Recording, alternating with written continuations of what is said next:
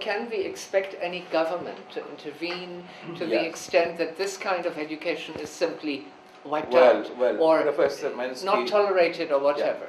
Yeah. Let me tell you one thing. During the Army League regime, they tried to nationalize or take up the madrasas, the private madrasas. They tried to take up the madrasas. All these mullahs, they opposed it because they do not like to have government control over the madrasas. We have 20% madrasas that is controlled by the government. We can monitor their curriculum and everything. But 80%, Qawmi madrasa, that is private madrasa, that is directly controlled by the Jamaat Islam and Islamic Kujur. Right now, General Musharraf in Pakistan, he asked all madrasas to be registered with the government by next December. So if government has a control over the madrasas, they can monitor. They can see what are the curriculums. Yeah, that's the Turkish model. That's exactly what Turkey does. Turkey is a secular country but controls its madrasas. Yeah, because they even have a ministry of religious education. Yeah, so it's officially 100% government controlled. Of course, it's not, because you have government control, but you also have something outside government control. Yeah, so how read the papers this morning in England. Okay, Tony Blair is saying our babies should now do certain things. Yeah, hey, what are we doing? The government is trying to influence education here. Yeah, same thing. Yeah, but can a government do this? Yes, you can make headlines, you can make announcements. That's why we need the secularization of our society. Our Sufi wants to say something, so you're first, sir. I'm going to add actually. Yeah, I know. Government cannot buy madrasas, cannot close madrasas, cannot take any action against mullah, because I come from Pakistan, so I'm Muslim, what we talk about, has failed totally in closing madrasas. Not a single madrasa. Actually, I have no problem with madrasa education. I'm personally, I have been studying theology, Christian theology. So I love from Bible. I learned from Bible love and forgiveness. What Jesus Christ told. Now he'll come to me. Yeah, I support him, but I don't disagree with madrasa education. But it should be reformed or corrected. Corrected. If they have proper theology. Okay, point taken. That's covered. Next one, at the back, the young man again, and then again. You made the point in regards to making the comparison with Turkey. I don't think it's a completely fair comparison, simply because there was a huge period in Turkish history where Islam was suppressed by the state. The Islam itself was molded along the ideas of Ataturk himself. He molded Islam for what he believed Islam to be. At the moment, Bangladesh has no political ideology. The political parties have no political ideology, regardless of what the Awami may believe, regardless of what the BNP believe. The lack of political ideology, I think it allows the Islamic parties to ferment their ideas within the pool. How can you say there's no political ideology? Everything has a political ideology. In regards to... You might not see it. In regards to a Western concept of political ideology. Sorry? In regards to the Western concept of political ideology, in regards to left-right politics. If it doesn't fit into left and right, but it's still there somewhere. There's still something there, okay? But what is it, if it's not left or right? It's not absent, it's not a zero. Right? Well, you can't saying about a grey area, okay. Yeah, a grey area, but you can't stand there and say there's nothing, okay? There's a grey area. There is a What is that grey area? Enough to inspire the people, enough for them to get behind the political parties themselves. I think that's where the Islamic parties succeed. It's the fact that the failure of party politics, the failure for the people to get behind BNP as a political party to represent a particular view, or the Awami League, they see the Jamaat Islam, the IOJ and all these other political parties as a viable alternative. I mean, they work democratically, however, Sultan Sharif may disagree with. I got your point. That is what we are, not only the task of the political parties. That's why, we in Bangladesh, we are trying to promote civil society, and we need support from the West to promote civil society movement, as you did during the era of fall of communism in East Europe. You promoted civil society there. On the contrary, now you are directly intervening. Direct intervention is not a solution.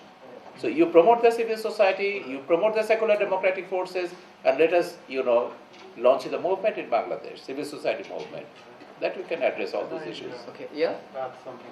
I think you actually put your finger on a very, very important issue, and I know that Shari will follow that. There is a failure of politics That's right. in Bangladesh. Mm-hmm. The politics in the country is confrontational, Mm-hmm.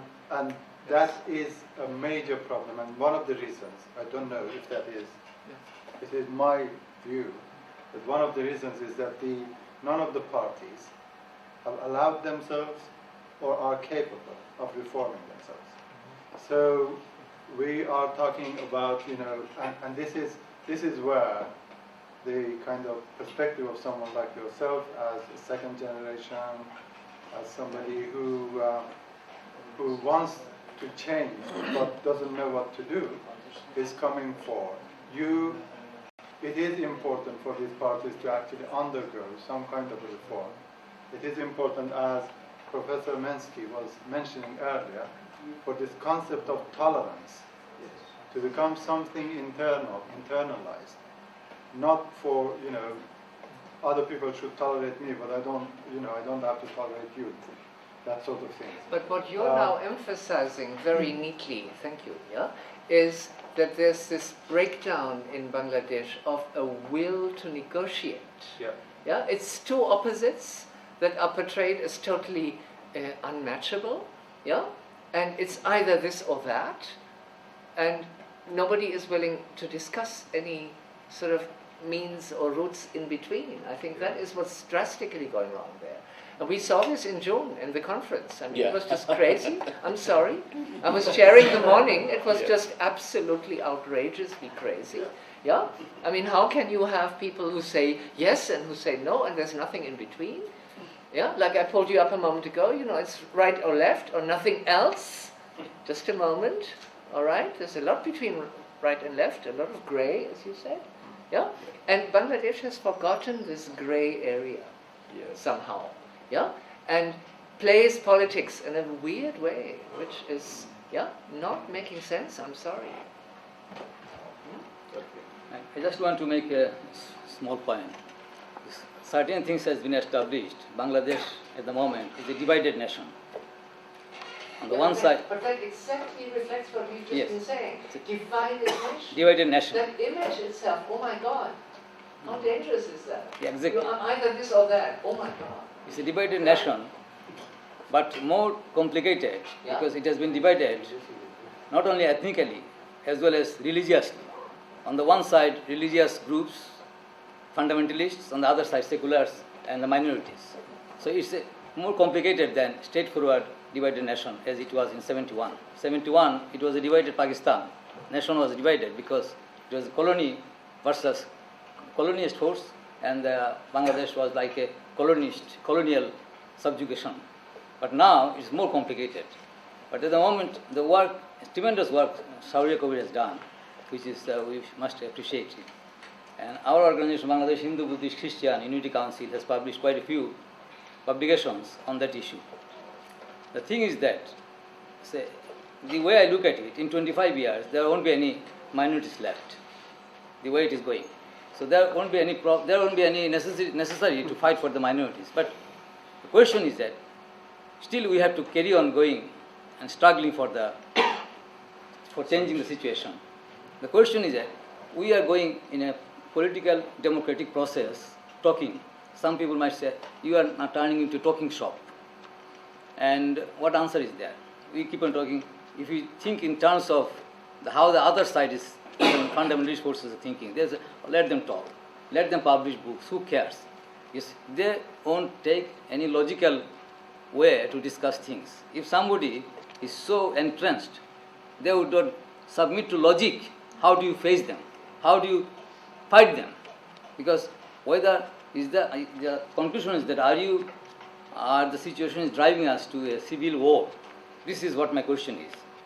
We can write books, publish books, thousands of pages, but if the other side is so much entrenched, or let them go, throw this in the dustbin. Who cares? We carry on. They are so focused. Fundamentalist forces are focused. They don't care what's going on around in the international world.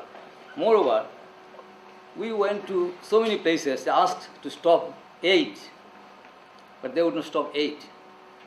America would give them aid, but best thing would be let them feel that no country can survive individually in isolation, because they need foreign aid, support of the neighbors to solve the economic problems.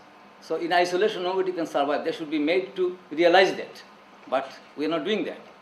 Every time we went to, say, different organizations and wrote to them, said to them, at least you can make the screw tight, stopping the aid, and let them feel. But they would not stop the aid. This is one of the issues. Shaurya Kavi has put so many questions as suggestions, but he did not mention about. So this is one of the things I would like to add in his solution. I don't agree on this point because, as I said, I have said to the State Department people that I do not agree on economic, political or military intervention. Stopping aid means it is economic intervention. That is economic sanction. What will happen? Just visualize. If tomorrow USA or the Western powers, they stop giving aid to Bangladesh, Jamaat and BNP won't suffer for that. It is the poor people who suffer, and Jamaat and all these mullahs will become the champion of anti-imperialist movement in Bangladesh. People, the left people like us, there will be no place for us because they will then chant slogan on the street and anti-American, anti-US or anti-UK, anti-Western slogans will be there. It will be counterproductive in Bangladesh. What we say, if we could stop supporting Jamaat-e-Islami, support means they are receiving support from Pakistan, Saudi Arabia and all these things. You just ask this government to stop supporting Jamaat-e-Islami. You stop supporting Jamaat-e-Islami. That is political support they are rendering. They are considering Jamaat-e-Islami as a liberal Islamic democratic party. That is what we need. We do not like their political intervention. We do not like their... If I can interfere. The flow of money from Saudi Arabia. Yeah. This is the route. Yeah, that is what This is the route where the money is flowing, and Pakistan is providing. If Saudi Arabia could be brought to line, the whole international terrorism would stop overnight. Yeah, that is true. Pakistan is supplying the training, and Saudi Arabia is supplying That is finance. true. This is the open fact. Everybody in the whole world knows, but Western world would not give a damn to this That issue. is to be done. Yeah. That this supply of external fund to Jamaat-e-Islami and other Islamic militias, it has to be stopped. That is to be done. Okay, but we are again talking about the big issues. Can I take you back to something very important you said, and this is especially for the young people here. You've talked about 71, and you did this earlier, the young man at the back, okay? In 1971, your people believed, and you've just confirmed this, that we are one against those weird Pakistanis, okay? And then you got your independence, and then you realized that we are not quite one, because we have different kinds of people among ourselves. Yeah? All right? Now that's exactly what Pakistan also learned, because they thought they were a country of Muslims. And then they realized we have Hindus and Christians and Parsis and what have you also there. Yeah? But you have not managed in your country to understand that you are composed of all kinds of different people, and they are all Bangladeshi now. And they all have the same rights under your constitution, and so on and so on. Yeah? And somehow, despite what you say about your 1,000 years of history of, Sufism and all those types of things, yeah? Somehow this message is not as safe and as protective as it should be. We need common enemy, outside enemy. Yeah. Always we are looking for outside enemy. But wait, you were saying then, let me take you up on this, because I'm speaking for this Center for Ethnic Minority Studies here. Yeah? You were then saying you fear that at some point there will be no minorities left in Bangladesh. That will never happen. The trouble is, that not because it shouldn't happen. That's not the issue. Okay? The issue is, if you drive out all Hindus and Christians and Buddhists of Bangladesh, you have only Muslims left. And then the Muslims will turn against each other. Look at Pakistan. You have the Sunnis and the Shias, and you have all sorts of different Sunnis. Okay? It will never end. This is humanity. Okay? If we do not respect the other, whoever that other is, if we do not learn to respect difference, We can't coexist. Must- Yeah, at even whatever imaginary level. outside So have wait. common So enemy. when you talk about ethnicity, which you do here, yeah, our speakers today have been very reluctant to talk about ethnic cleansing. You've talked about religious cleansing. Yeah, you've talked about sort of things. Yeah, Yeah, it is but what written we here. have here is a pakka case of ethnic cleansing, which Yes. we would call it if That's it was in Europe. Okay? No? But this ethnicity issue is something that you have in every country in the world. We have it here too. Okay? And you will never get rid of it. But if you're trying to get rid of it, you're not achieving anything. And this is what your country at the moment, your people do not properly understand. Like you can drive out some people. Yeah, what difference does it make? All right? Dealing with people who have no logic.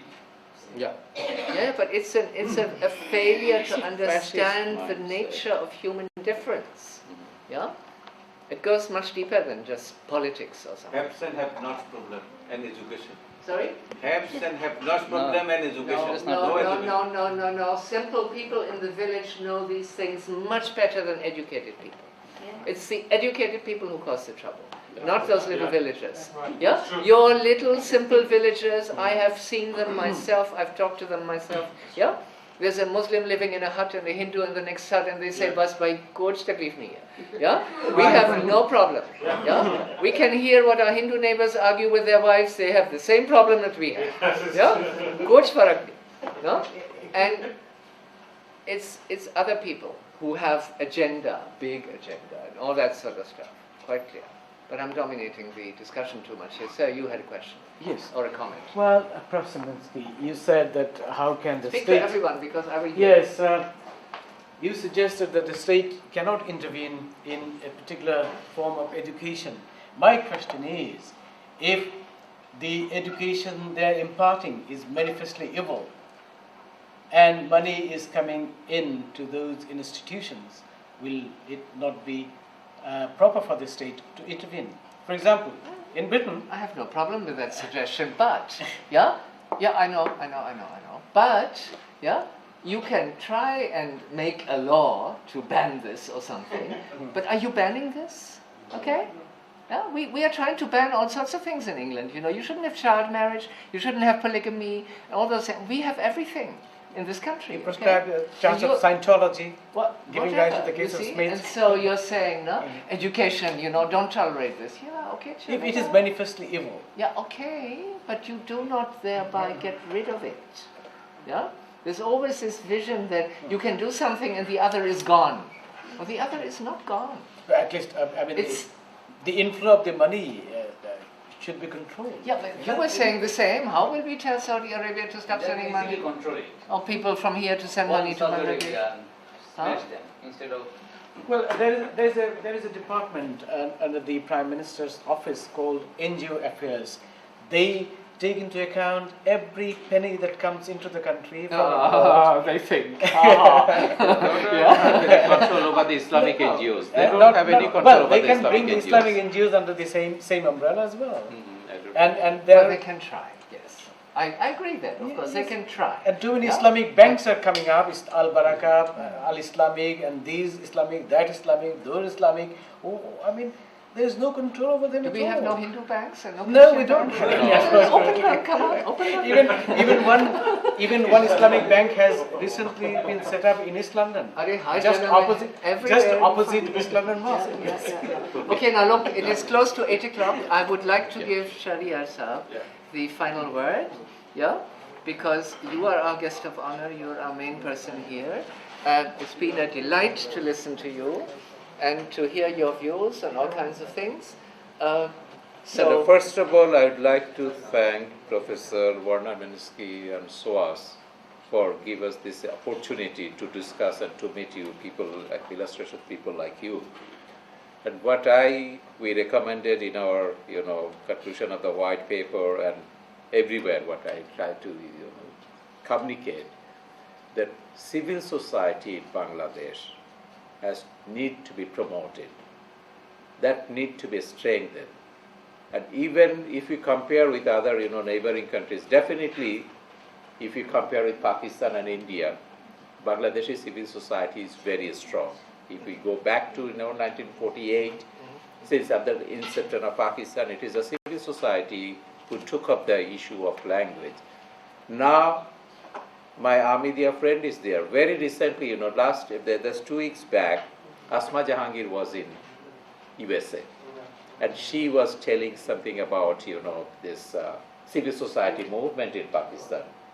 But our Ahmadiyya friends there, they said that, Asma, you are the only one who stood to, protect the Ahmadiyya rights in Pakistan. There is no civil society in Pakistan. Look into Bangladesh. It is a civil society. They are fighting for the rights of the Ahmadiyyas and for the minorities for a pretty long years. But again, after the inception of, when this 4-party alliance government assumed power, and also the mullahs, they have targeted the civil society. If you see there, go through the, list of the, killed persons. Most people, mostly they came from the civil society. So that is our appeal to you, those who live in this country, that you have to support the civil society initiatives. There are a number of initiatives in Bangladesh. As I mentioned, only one, that we are trying to secularize our country in order to, promote human values, that we are establishing libraries. Right now, we have set up 65 libraries. But under the backdrop of 64,000 madrasas, 64 libraries, nothing. So, but we are not receiving any fund from anybody. Even when Awami League was in power, they never supported our library movement. They supported all these, Islamic libraries in different areas because they were registered earlier. But we never received any support, even from the government. And Western support doesn't arise. So we are continuing this movement with our own pocket money. We want to expand this library movement. We are publishing Jagoron, it's a to promote secular democratic human values. We need a regular, support, financial support to publish all this literature. Initially, Babu is not there. Initially, International Humanist and Ethical Union, they used to support Jagoron. But now they have decided not to support it anymore. But these are the initiatives. There are a couple of civil society initiatives that need your attention. That is what I like to say before you. And you must put a pressure on your government. Your government is the British government. You must put a pressure on European Parliament, as I said in USA, that look, if you do not address the problems at ground zero, you are fighting terrorism here in this country, it won't help. The Jamaat-e-Islami, if you see their network, the global network, it is horrendous, By this time, already they have established their network in most of the, Asian countries. If you see, even if you visit the website, you will find their network from Argentina to Philippines. So this is what Jamaat-e-Islami, Al-Qaeda and Islamic fundamentalists are doing right now. And as a response, we are watching other type of fundamentalists, Christian fundamentalists, intolerance in Western countries. It is also, evolving. That is very, very dangerous. So in order to, fight back fundamentalism in Bangladesh or in any other country, West has a lot of, things to do. And what you can do, you ask your lawmakers, you put a pressure on your lawmakers, you write letters to the MPs, MEPs, congressmen, senators, that you cannot, ignore Bangladesh. You have to consider the population. You have to consider the people who are ruling this country right now. Bangladesh is the only country in OIC where Jamaat-Islam is sharing power. Out of 57 countries, it is the Jamaat-Islam the only power in Bangladesh. So this is a very big threatening issue. You have to, put, attention there. So thank you very much. Thank you, Professor Wanda Mineski, to give us this opportunity. Good. I thank you all for coming.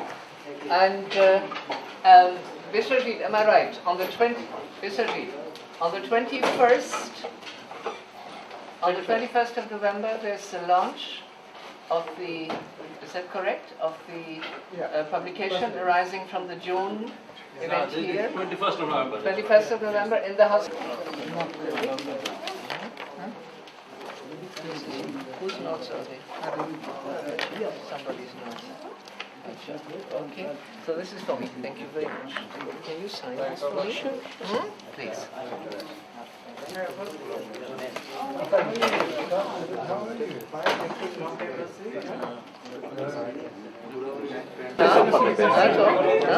But can you see how bad things have to get for anything? They're beginning to Yeah, they are understand beginning now. to understand. Now, frequently they are asking, contacting me.